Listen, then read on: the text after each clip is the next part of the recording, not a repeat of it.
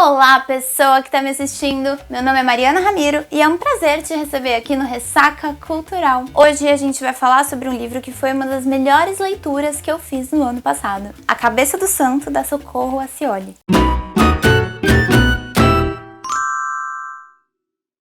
A Socorro Acioli é uma jornalista cearense que escreve desde sempre. Pra se ter uma noção, ela teve o primeiro livro publicado quando tinha só 8 anos de idade. O livro se chama O Pipoqueiro João, mas eu infelizmente não encontrei ele pra vender, nem pra acessar em nenhum lugar aqui na internet. Então se você por acaso souber onde encontrar esse livro, me conta, porque eu fiquei curiosa. Mas ela continuou escrevendo outras coisas ao longo da sua vida, como biografias e livros infanto-juvenis. E em 2006 ela começou a escrever o seu primeiro romance, que é o livro sobre o qual a gente vai falar hoje. E o mais curioso dessa história é o contexto no qual ela começou a escrever essa obra. A Socorro participou de uma oficina literária ministrada por ninguém mais, ninguém menos que Gabriel Garcia Marques. Para quem não conhece, o Gabriel Garcia Marques é um escritor colombiano grandíssimo. Ele é autor de obras como 100 Anos de Solidão, O Amor nos Tempos do Cólera, Crônica de uma Morte Anunciada, enfim, de muitas outras. Talvez ela já esteja até cansada de ser associada ao Gabo, porque eu sou íntima, né? Mas eu tô tendo que fazer isso de novo, até porque, sinceramente, eu acho que isso é um elemento que chama atenção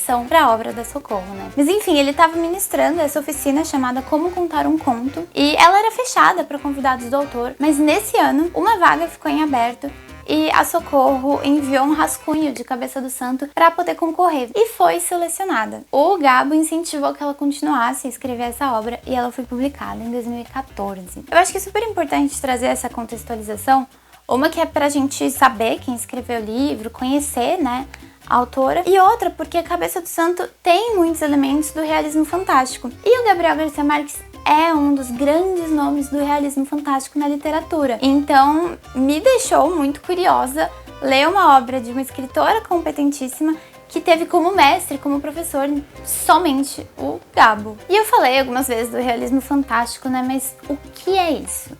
Realismo fantástico é uma corrente artística que pode ser observada tanto na literatura quanto no cinema ou nas pinturas, por exemplo. E ela tem como principal característica a mistura de elementos de fantasia com a realidade, como se esses elementos fantasiosos entrassem na realidade cotidiana. Ela surge meio que em oposição ao realismo científico e, apesar de dúvidas sobre quando isso nasceu, se foi lá no século XVIII ou no século XIX, no início do século XX, o realismo fantástico ganhou bastante força, porque foi um período de bastante conflito armado, de guerras, de revoluções, de nazismo, de fascismo. Então o realismo fantástico vinha quase como que uma fuga, né? Um escape dessa realidade tão dura, tão brutal. E apesar de não se restringir à literatura, no século passado também houve uma grande expansão desse estilo literário aqui na América Latina, usando superstições, lendas e crenças dos povos aqui da região com muita verossimilhança, o mágico sendo retratado com muita naturalidade. Lembrando que muitos países da região estavam enfrentando governos ditatoriais, como o Brasil, a Argentina, o Chile, o Peru, então esse estilo literário ele vinha como uma crítica e como um escape dessa realidade também. Essa literatura produzida aqui na América Latina, principalmente dos países colonizados pela Espanha, ficou conhecida como realismo maravilhoso. O Gabriel Garcia Marques é um dos principais nomes dessa corrente, mas outros nomes importantes são, por exemplo, os argentinos Júlio Cortázar, Jorge Luis Borges ou Jorge Luis Borges, o peruano Mário Vargas Llosa e a chilena Isabel Allende. Então, depois dessa explicação rápida, vamos à história do livro. A mãe do Samuel, o nosso protagonista, um pouco antes de morrer, fez um pedido para ele, que ele acendesse 3 velas em lugares específicos, sendo uma delas aos pés de um santo que fica na cidade do seu pai. A mãe do Samuel era de Juazeiro do Norte, no Ceará, e o pai de uma cidade fictícia chamada Candeia. Antes do Samuel nascer, o pai foi para a cidade e nunca mais voltou. O Samuel decide então cumprir esse desejo da mãe e parte a pé de Juazeiro do Norte até Candeia. E no caminho ele já encontra diversas dificuldades, tendo que ser ajudado por estranhos para não cair de inanição e de cansaço. Chegando finalmente à cidade, o Samuel encontra a sua avó, mas é recebido por ela de um jeito nada agradável. Ela manda que ele vá embora. Então ele fica desorientado e sem ter onde ir, onde passar a noite, e acaba encontrando uma cabeça gigante de Santo Antônio, oca, que tinha uma abertura onde é possível entrar para se abrigar. Além do fato de se abrigar dentro da cabeça de um santo, que já seria estranho por si só, o Samuel lá dentro começa a ouvir vozes. Ele percebe que essas vozes são, em sua maioria, de mulheres que estão fazendo orações e pedidos para o santo.